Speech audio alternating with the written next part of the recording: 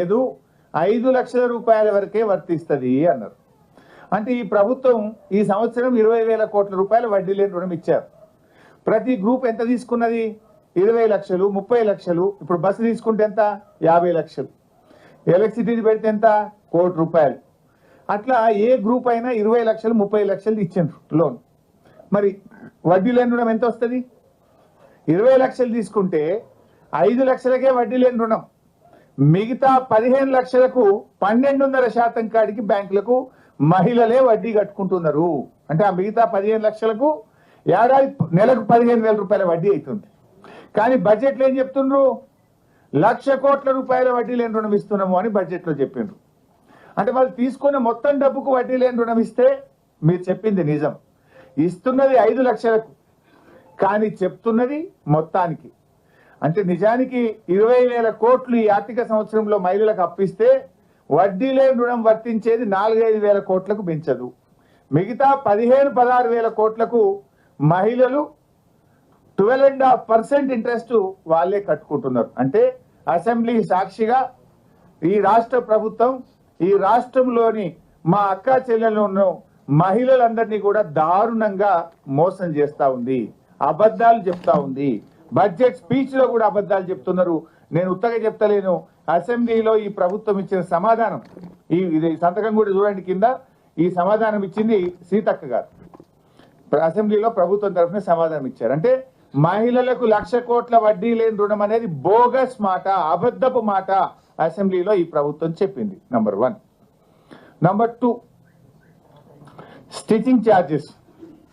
అది ఇంకా జోక్ ఏంటంటే పోయినసారి అదే పేజ్ 35లో చెప్పిండ్రు 2024-25లో.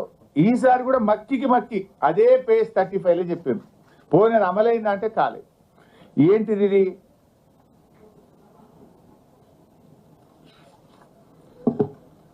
పేజ్ 35లో మీరు చూస్తే స్కూల్ యూనిఫామ్ల కుట్టి ఛార్జీలను జతకు 50 రూపాయల నుంచి 75 రూపాయలకు పెంచడం జరిగింది అని ఇంకా చాలా ఎక్కువ చెప్పింది. దానికి టైం లేదు.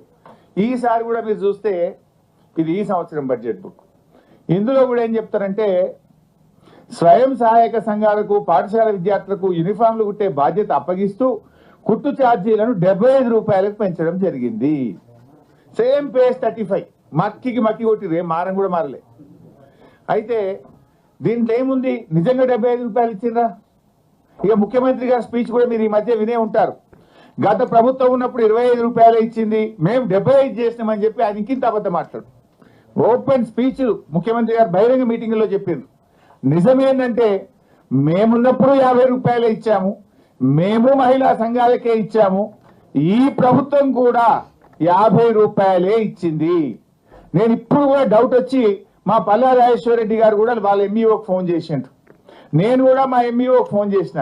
కొత్త ప్రభాకర్ అన్న కూడా వాళ్ళ దుబ్బాక ఎంఈఓకి ఫోన్ చేసి అడిగిండు, ఏంది భయ్ మీరు 50 రూపాయలు వచ్చినాయా 75 రూపాయలు వచ్చినాయా అని అడిగితే వాళ్ళు స్పష్టంగా చెప్పింది ఏంటంటే 50 రూపాయలే వచ్చినాయి సార్, 75 రూపాయలు రాలేదు అని స్పష్టంగా చెప్పడం జరిగింది. అంటే దీన్ని బట్టి స్టిచ్చింగ్ ఛార్జీలు ఈ రాష్ట్రంలో ఏ మహిళా సంఘానికి కూడా ఈ రోజుకు 75 రూపాయలు రాలేదు, వచ్చింది 50 రూపాయలు మాత్రమే.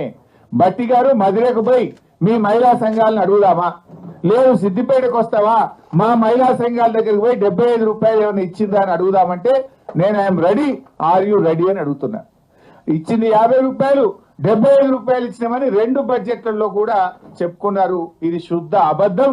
ఇది మహిళా సంఘాలను, మా అక్క చెల్లెలను ఈ ప్రభుత్వం దారుణంగా మోసం చేస్తుంది.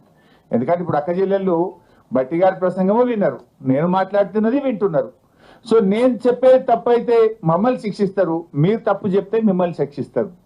మీరు చెప్పడం మహాలక్ష్మి మాది మహిళల కోసం అని పెద్ద పెద్ద మాటలు చెప్తున్నారు, కానీ ఇలా వడ్డీ లేని రుణాల్లో మహిళలకు మోసం, స్టిచ్చింగ్ ఛార్జెస్ లో కూడా మహిళలకు మోసం చేస్తున్నారు. ఇక 3వ విషయం పేజ్ 20. పోయినసారి కూడా అదే చెప్పింది, ఈసారి కూడా అదే చెప్పింది. కానీ పేజ్ 20 పోయినసారి పేజ్ మారింది 44. ఈసారి పేజ్ 20లో ఏం చెప్పారంటే రేషన్ కార్డులు. తెలంగాణ అవతరించిన తర్వాత ఎంతో మంది పేదలు నూతన రేషన్ కార్డు కోసం ఆశగా వేచి చూసినా గత ప్రభుత్వం వారిని పట్టించుకోలేదు.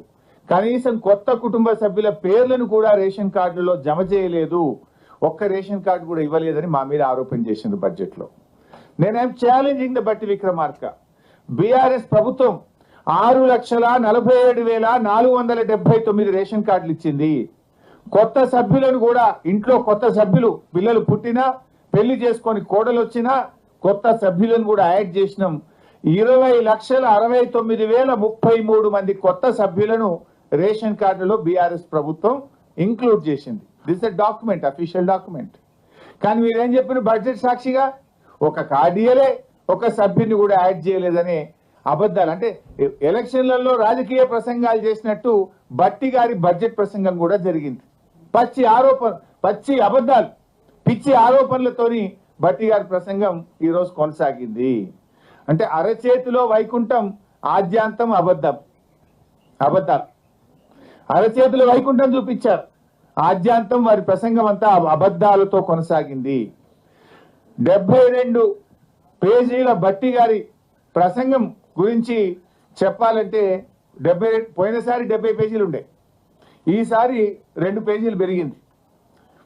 బడ్జెట్ లో 2 పేజీలు పెరిగినాయి తప్ప పేదల సంక్షేమం మాత్రం పెరగలేదు. ప్రజలకు ఇచ్చిన హామీలకు బడ్జెట్ లో చోటు లేదు. ఎన్నికల ముందు అబద్ధాలు, అధికారంలో వచ్చిన తర్వాత కూడా ఈరోజు అబద్ధాలే మాట్లాడుతూ వచ్చినారు.